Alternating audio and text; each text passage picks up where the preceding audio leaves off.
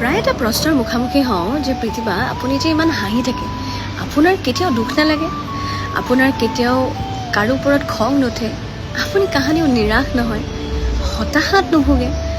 আচলতে কি জানে যেতিয়া দেখোঁ যে যাৰ বাবে দুখ লাগিছে সেই মানুহজনৰ ভ্ৰূক্ষেপ নাই বাবেই দুখবোৰৰ উৎপত্তি হৈছে তেতিয়া সেই মানুহজনৰ বাবে দুখ কৰা বাদ দিওঁ যেতিয়া দেখোঁ যে খং কৰা মানুহজনে বাৰে বাৰে জানি বুজি একেটা ভুল কৰিছে আৰু সেই ভুল কৰাৰ সুযোগটো মই দিয়াৰ বাবেই মই খং কৰিবলগীয়াত পৰিছে তেতিয়া খং কৰিবলৈ বাদ দিওঁ যেতিয়া দেখোঁ যে আশা কৰিবলৈ বহুত কিবা কিবি আছে তেতিয়া এটা কথাত সেই একমাত্ৰ এটা কথাত নিৰাশ হ'বলৈ বাদ দিওঁ